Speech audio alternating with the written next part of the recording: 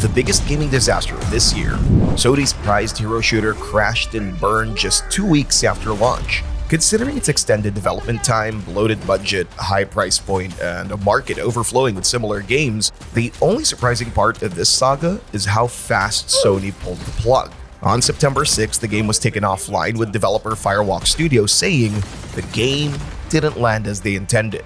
It peaked at a measly 600 concurrent players on Steam and quickly plummeted to double digits, a far cry from the open beta, which saw almost 2,000 players. The game's flashy first-person shooting and smooth performance couldn't save it from being 2024's biggest flop. Now, every upcoming PlayStation live service game risks being labeled as another Concord. While Concord may have been a genuine attempt gone wrong, The Day Before is a whole different story. This one reeks of shady dealings and outright deception. Each weapon has unique characteristics, as well as realistic reload and recoil mechanics. We actually covered this train wreck in a previous video, so check that out for the full rundown. The Day Before might be the most blatant scam in gaming history. A Last of Us-style survival game with seamless multiplayer. Yeah, right. Asset flips, plagiarized trailers, and possibly even AI-generated content. This was dead on arrival. It got so bad that even casual gamers started smelling something fishy. The game shut down 45 days after its disastrous launch. You can practically hear the collective "I told you so's" echo across the internet. At least it's finally over. Sumo Digital's multiplayer game wasn't exactly their best work. It was trying to ride the wave of PvPvE popularity, 2 teams of 4 players battling it out in a competitive heist. Think Payday meets Thief. Imagine Ocean's 11, but you're after each other's stash of gold and treasures. The game launched 3 years ago, and it was decent at best. It hit a peak of 8,000 players on Steam and has been going downhill ever since. The unique gameplay just couldn't hold players' attention, and it was, to put it bluntly, absolutely boring. Sumo Digital has announced that the server will officially go offline in February 2025. Gacha games are cash cows, so it's wild to see one like Blue Protocol fail to hit their target. There were a few reasons for its failure. The developers were inexperienced, and the endgame was more tedious than fun. Those are red flags for any game, but the last one especially is a deal breaker for starting gacha game. It's a shame, really, because it had the potential to be an amazing MMO, one that could rival Platinum Games' Grand Blue Fantasy Relink. Sadly, it failed to capture an audience despite nearly 2 million players initially showing interest. The result? Bandai Namco and Amazon have scrapped the Western release, and the Asian servers will be shut down in January. This isn't just a list of games that shut down this year. It's also for those that got axed before they even saw the light of day. The Last of Us Online was supposed to build on the faction's online multiplayer mode from the original Last of Us games. It was a strange addition to the single-player focused series, but it was nonetheless an underrated game mode. The expanded version could have proved popular with multiplayer fans of the series, but Naughty Dog was worried that the upkeep of a live service game like this one would cut the studio's resources in half and get in the way of developing their single-player games. It was ultimately cancelled in 2023.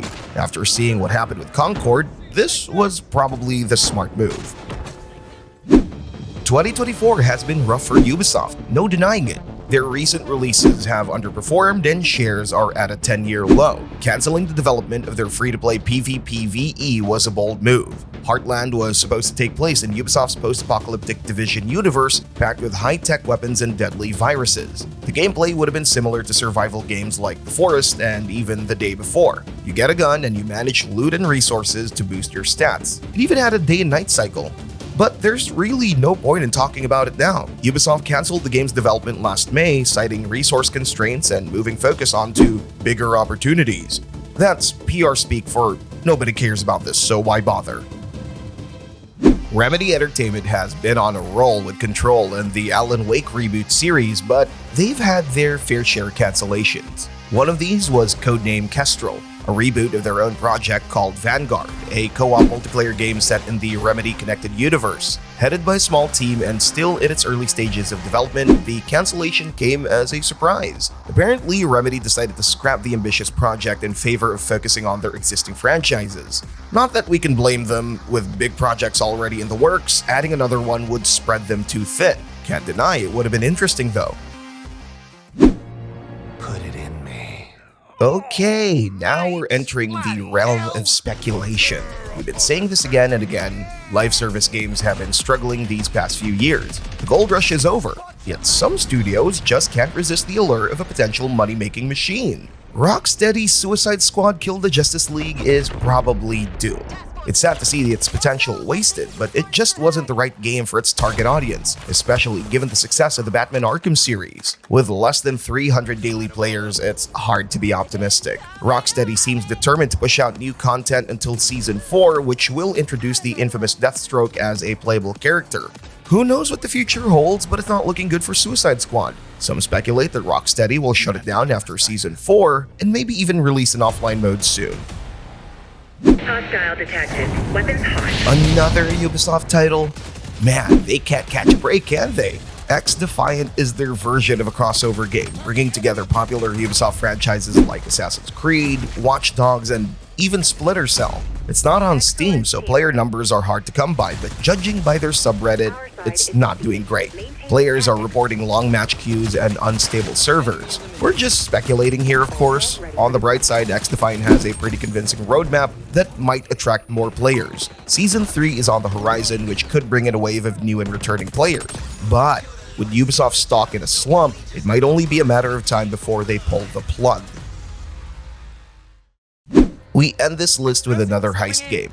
Crime Boss Rocky City is a strange one. It aims to capture that 90s active movie vibe, where testosterone-fueled action chaos and becoming part of the mafia reigns supreme.